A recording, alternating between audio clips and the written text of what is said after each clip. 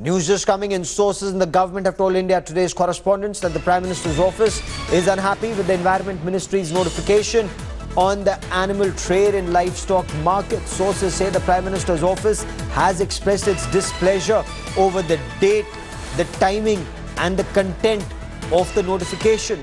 Sources have also told India Today that some issues with clauses in the notification may create difficulties in implementation, and the Environment Minister is likely to come up with changes in the next couple of days, which the government will then reconsider for the new notification.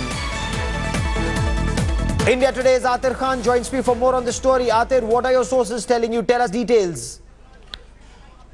Well, basically, Gaurav, we've learned that the government is not happy with the notification primarily on two counts. One, that the timing of the notification was unsuitable. It happened on a day when the government was celebrating 3 years in power. So it was not conducive to the overall mood of celebration. But more importantly, there are certain recommendations or restrictions which have been imposed by way of this correspondence, which is difficult to implement, and that's why the government is contemplating to relook at the notification. Now, the minister is traveling with the Prime Minister in his foreign visit, and is likely to return in a few days' time. Thereafter, we are learning that the government is going to revisit this advisory, this notification which has been issued, and certain clauses will be relooked or revised. Okay. Keep tracking that story. I will come back to you for more. For the moment, Atir Khan, many thanks. Now, beef wars are being fought in courts and on campus. The issue was taken up by Rajasthan, Kerala and the Madras High Courts. On the broadcast, we'll get you what the court said. We will also take you to IIT Madras. We'll also take you to Madras University, where beef protests have now peaked, but is organizing a beef festival the best or the only way to protest? We get you our top focus story tonight.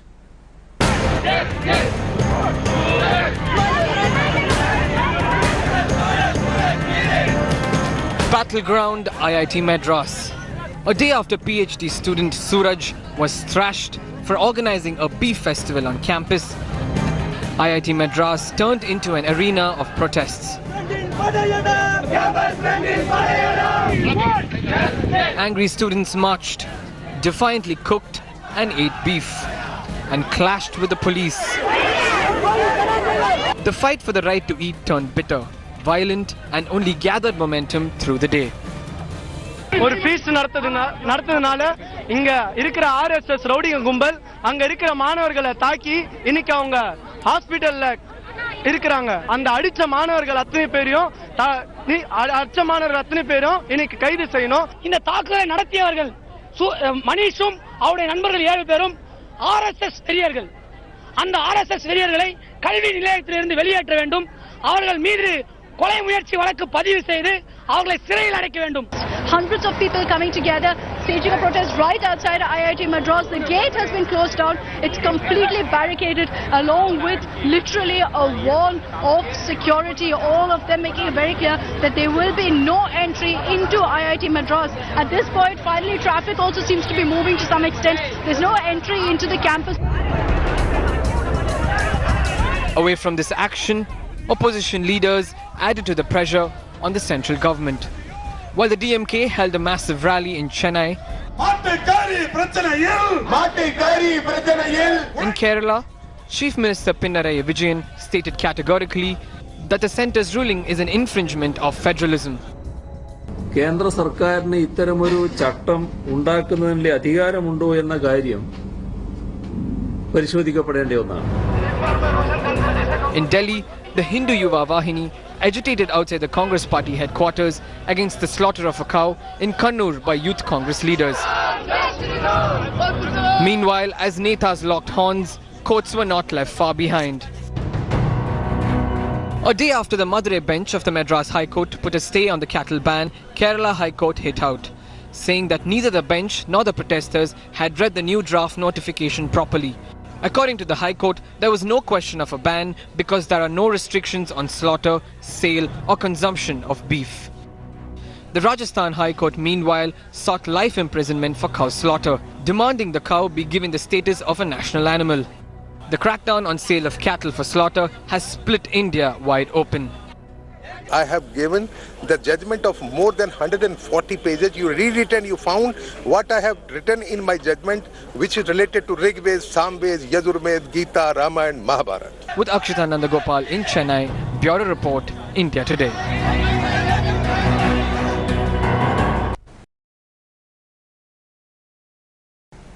India Today now gets you a ground report. So one of the worst hit communities because of this centre ban are farmers and meat traders. How? India Today travelled to the Sardhana village in Uttar Pradesh to get you to understand what the farmers are facing at this juncture. There's loss, there's pain, there's much more. This is an India Today ground report on Cattlefield, India.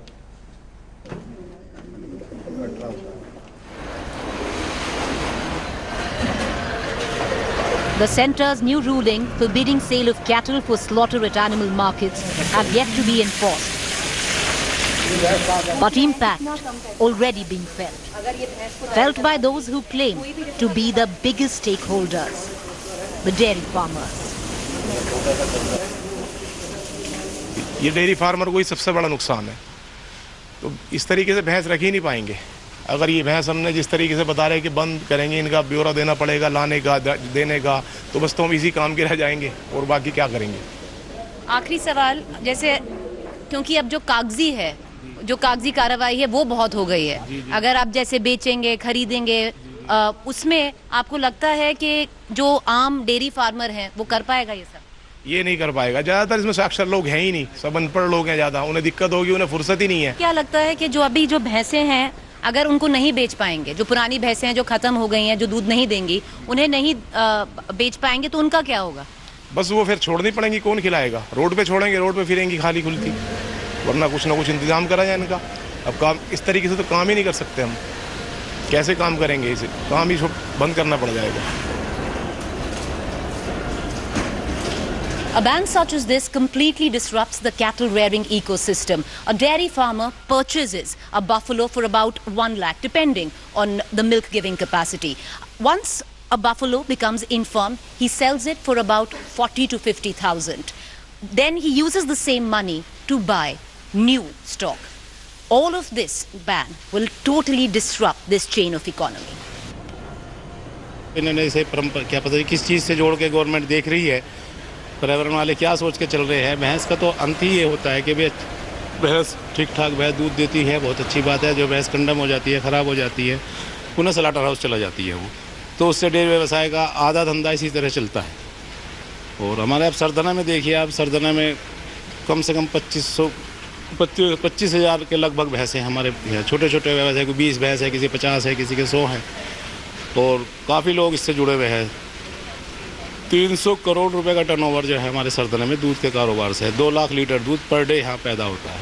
क्या होगा इस कारोबार का? सब व्यवसायी, जब से government ने अभी 3-4 दिन से पहले जब से सुन रहे हैं, तो सभी जितने भी जो है डेयरी फार्म वाले हैं या भैंस पालने वाले हैं, इस चीज़ को सोच रहे हैं क्या ये मोदी जी का वही संदेश है कि आने वाले 22 तक क्या दुगनी कर देंगे?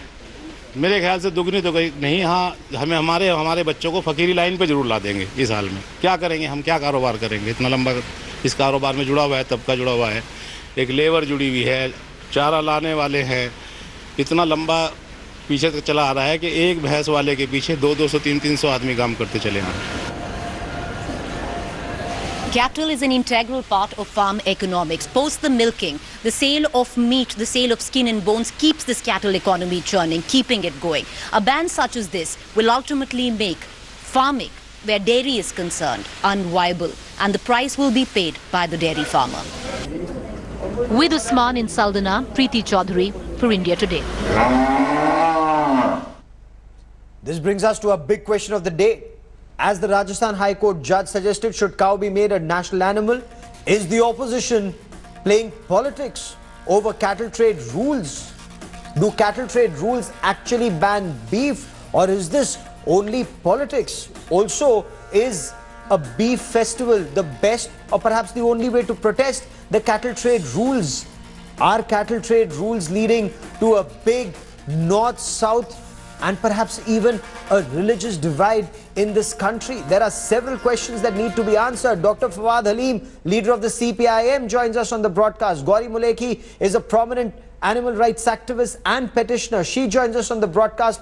A. Saravanan is the spokesperson of the DMK. He's joining us on the broadcast. Dr. Sambit Patra is the spokesperson of the BJP. Anusha Soni, my colleague, will give us the legal perspective on the story. And Nikita Anand is a leading animal rights activist. She's been campaigning for animal rights. She also joins us on the broadcast.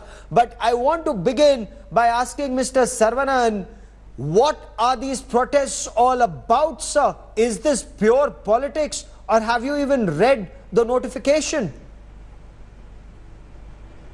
This isn't about, yes, this is about politics, the politics of the BJP. By introducing these new rules and amendments, they have virtually ensured that no cows would be available for slaughtering, and therefore there will be no beef. We are not talking about the direct intention. Of course, directly doesn't say as in as many terms that I am sorry, we ban sir, people do eating you know beef. more than the Kerala High Court?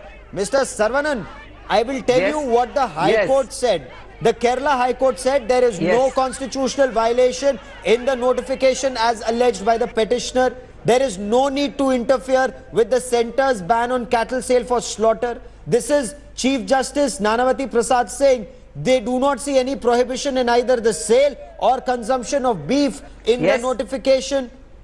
Tell me, sir, what are you protesting about, if not plain politics? Yes. The same, the Madras High Court has held these rules to be constitutionally invalid and granted a stay for 4 weeks. So right now the rules are kept in abeyance. The rules cannot operate now. So this is on the legal issue. See, the other aspect is that ever since the BJP has come to power. Anusha, please explain the legal aspect. The Madras High Court is not at variance with what the Kerala High Court has said very clearly here. So clearly, the High Court has today refused to get into that debate today. But the earlier order that we saw from the Madras High Court clearly stays those rules which were earlier notified by the Senate. It has stayed them. So as it is being pointed out, right now they cannot be applied. But what is the Kerala High Court saying? The Kerala High Court is putting an oral observation. What the Kerala High Court today said was that it's surprising that this is the way Madras High Court has interpreted it. So, there is a difference in the judicial opinion around it. The High Court today has not directly gone into the merits of it, but the earlier order that we have has clearly put these rules that the central government has notified in abeyance on stay. Dr. Fawad Halim, is this all political? A beef festival being organized at IIT Madras. What are these protests all about, sir?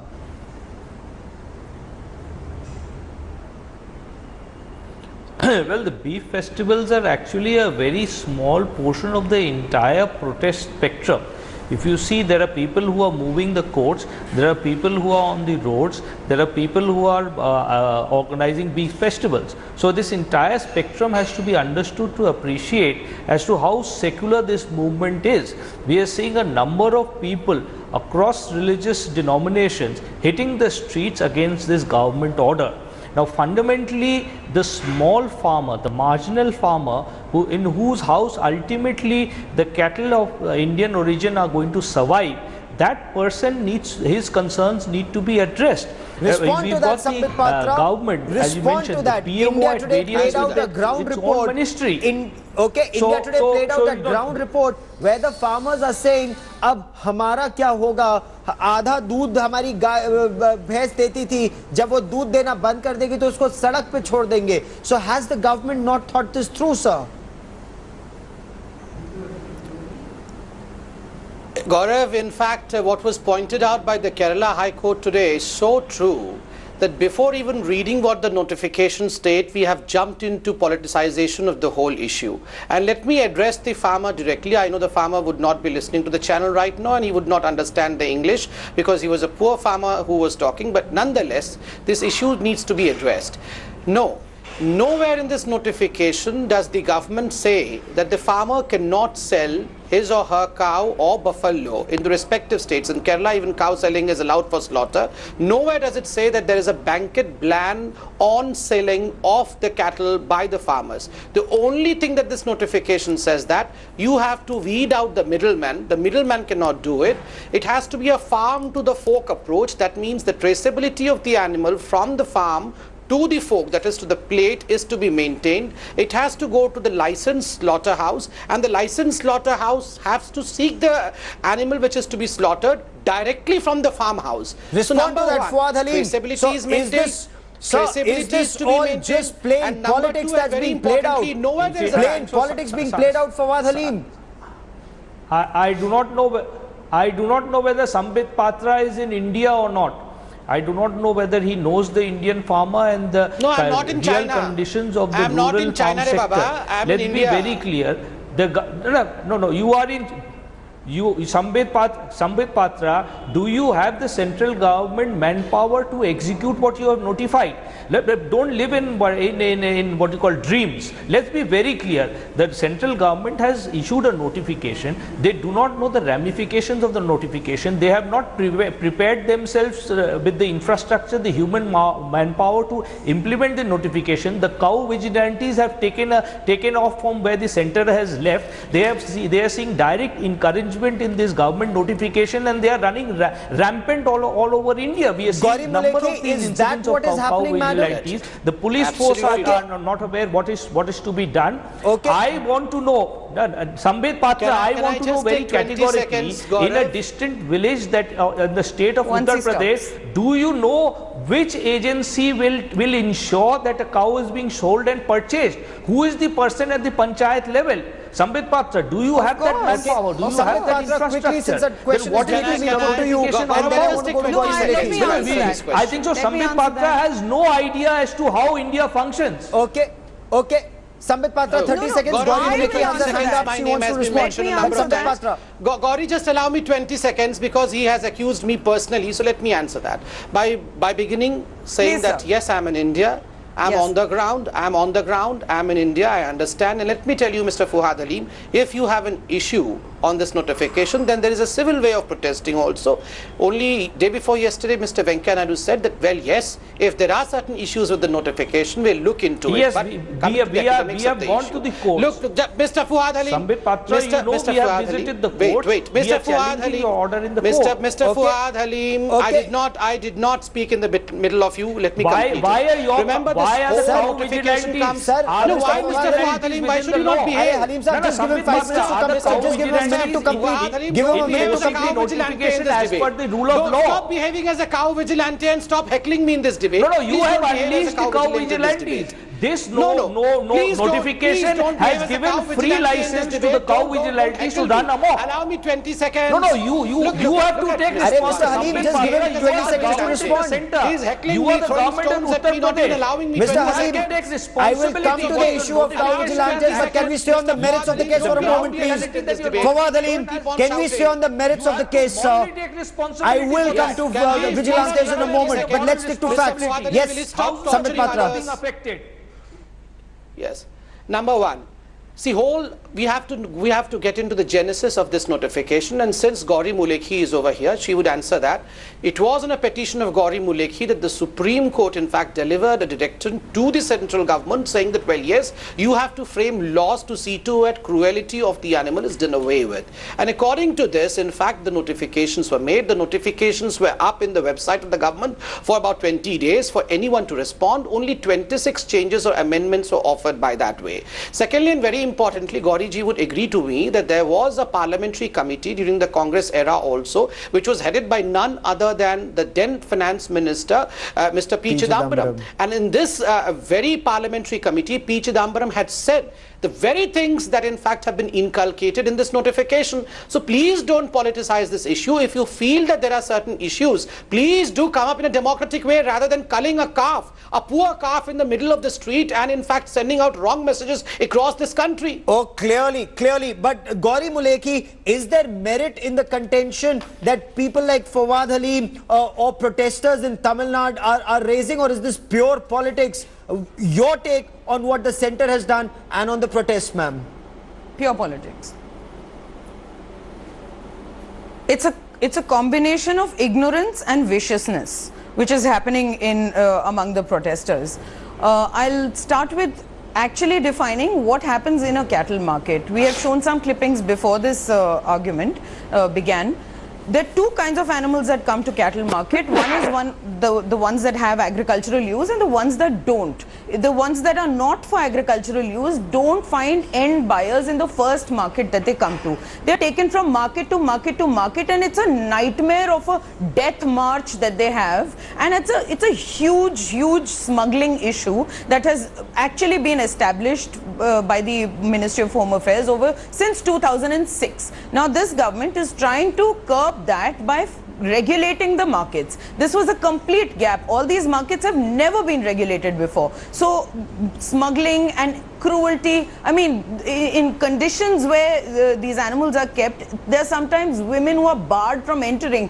There's a cattle market in Delhi where women are not allowed to enter because the sight is so gory. Half the cows are downed animals or buffaloes. Their uteruses are prolapsed because they are transported in such horrible conditions. Most of them have, sitting in the market, no food, water for weeks on end. Their bones are broken. Nobody bothers to look after them because they're going for slaughter anyway. Okay. What this notification aims is that cut out the middleman, take the animals straight to the slaughterhouse. Nobody is saying that the central government has to have the manpower to do that, because anyone who is literate enough to read English or Hindi will read in the notification that the entire power to do that is with the state government, for God's sake. Respond The to Animal that, Market Mr. Monitoring Saravanan. Committee is headed by the district collector of the district, and Animal Market Committee is headed by the local body. Yes. They have to see to it that in their jurisdiction, nothing wrong is happening, no cruelty is happening. There are already supply chains which exist. Every village, every farmer is connected to a dairy development board and a milk cooperative. Those chains should be used for disposal of cattle, which are no longer of use to the animals. Respond the state to that, government Mr. has to Saravanan. make provision for Respond keeping the to animals that. better. If you had read the petition, what is Mr. Stalin's protest all about, if not just politics? Mr. Saravanan. See, Gaurav, in the beginning of the debate, I said this is politics. Yes, we are admitting to that. So you are admitting there is no merit in what you are doing, you are only doing it for politics. No. Who said politics? Politics doesn't mean merit. Politics is all about merit. No, so you don't care about the welfare of the animal. You do not care about the welfare of the animal. You only care about the welfare of the political leaders. It's not about political leaders. Where are you getting these vague notions of political leaders? You heard what Gauri Muleki said, sir. You heard what Gauri Muleki said? Yes, sir. So you don't care about the animals at all then? Are you going to allow me to speak? Yes, sir. Yes, thank you. So, see, the notification, what happens is, in rural India, all the farmers are not literate, they are illiterate. You are asking them to fill up 5 forms, do this for hundreds of years. What is happening right now is the procedure. Suddenly you have changed it without any prior notification to all those farmers. So what we are saying is, you have in fact virtually brought in a beef ban. We are not saying that you have totally said you cannot eat beef, but in an indirect manner you have ensured that people cannot have beef in their plates. That is what we are opposing. This is one aspect. The other aspect is that ever since the BJP has come to power, they have impinged upon the state's autonomy. They speak about cooperative federalism, but they don't put that into practice. Okay, we are here I'll get Samit Patra to answer that, but Nikita Anand, they've only given more power to the state. Has the right. Okay, Gauri Muleki says states are being given more power, but Nikita Anand, when beef festivals are organized at university campuses, are these beef festivals more political form of protest? And as Gauri Muleki says, comes out of ignorance. Yes, it does. Gaurav, if I may, I have a couple of very points that I'd like to make here. Yes, ma'am. Okay, first person for Dhyan Foundation.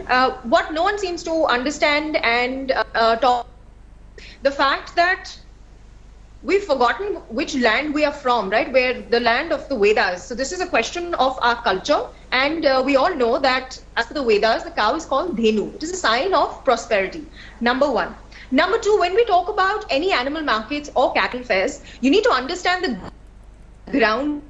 One, there is limitless, there is no end to the amount of animal cruelty that is happening, and these are only and only a hub of the meat mafia. So these cattle fairs are the backbone of terrorism and mafia. Now you need to understand, I'll just give you very briefly tell you what's happening on ground. If we look at the map of India, if you look at one of the main national highways, which is NH2, which is Uttar Pradesh, Bihar, West Bengal. If you look down south, NH5, which is Andhra Pradesh, Orissa, and then into West Bengal, and NH6, which is a slight detour via Mayurganj. Now you have all the cattle from here, which goes for the purpose of illegal slaughter. Please mind my words, illegal slaughter. Through these main highways, goes to West Bengal only for the purpose of across the border into Bangladesh.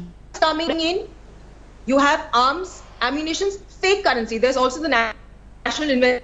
Yes. Which has gone on record and said that. Oh, absolutely. All right? So let's understand what is happening on ground, what is happening at these cattle fairs. Second thing, if we're talking about, when you've asked this question, I think, to all the panelists, that is this a question about politics? Now let me come to a particular state like Kerala, for example, where there are protests happening, and there was this barbaric act just 2 days ago. Yes. Kerala is called God's own country, right?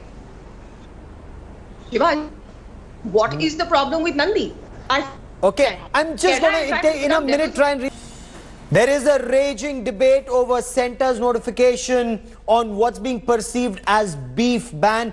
Gauri Mulekhi says there is no beef ban. That's exactly what even the Kerala High Court has also said, going to the extent of saying that if people had chosen to read the rules, there wouldn't be any cause of tension. Fuad Halim, would you want to respond to that? Had the order been read, had the notification been read, there would be no reason for these protests or those so-called beef festivals that are being organized.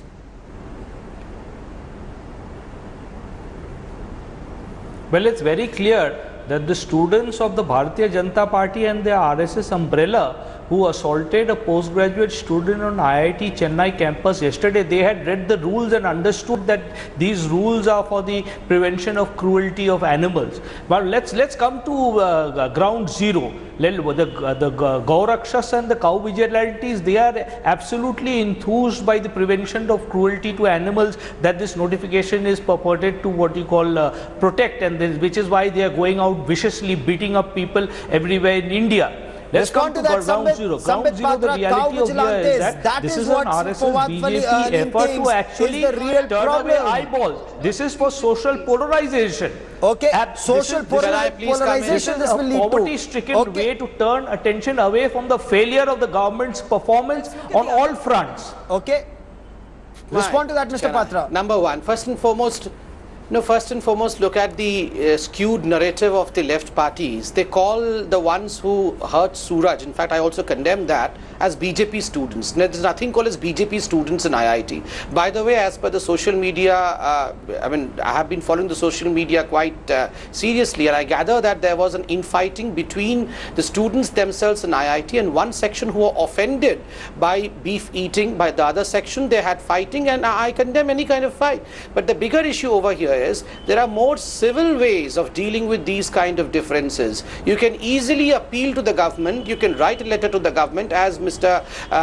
Vijayan from Kerala had done, the Chief Minister from Kerala. But why slaughter cow on the street? Why have beef fest organized across the country? Why have beef fest organized across the educational institutions and then instigate the sentiments of millions of Hindus? This is absolutely abhorring. This is absolutely appalling. And rightly pointed out by Gauri Mulekhi, you have to go through the contents of the notification. It appears that even the Kerala High Court had to say that you people have not gone through the notifications. The notification does not in any way ban your food habits. Your food habits are allowed. Only so thing you are saying a beef festival, healthy food habit. Okay. And who would like to denounce a healthy food habit?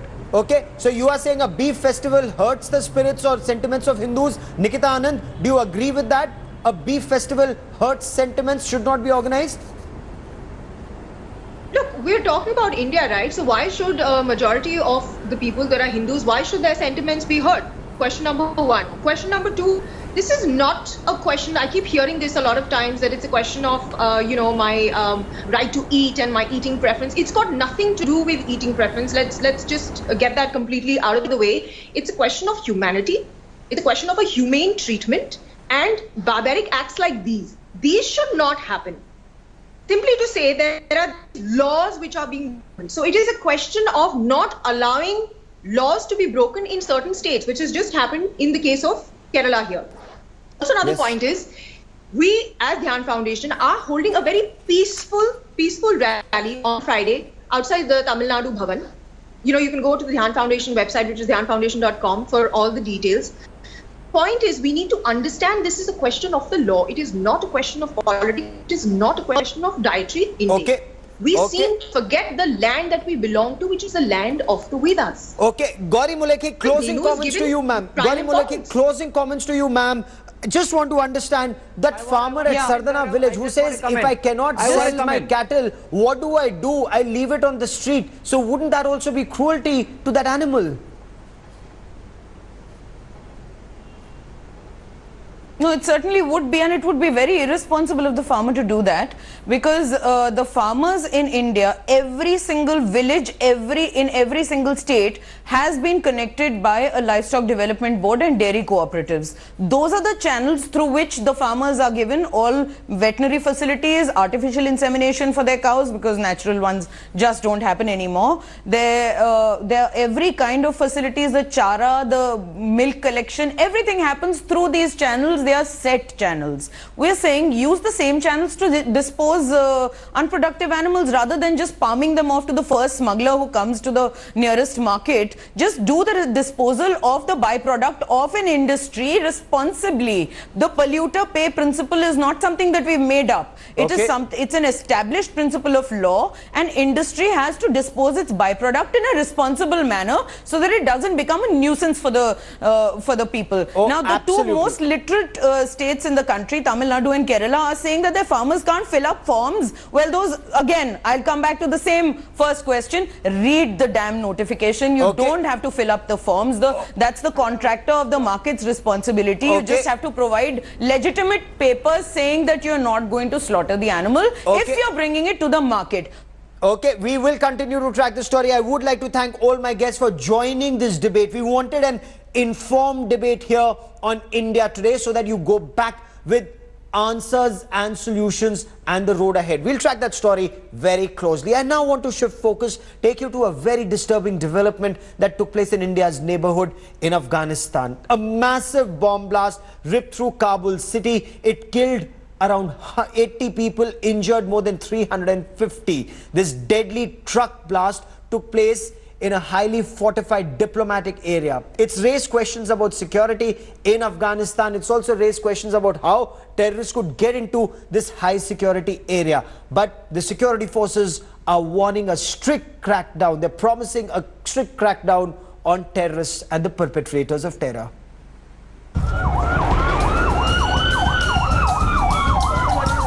Chaos, panic,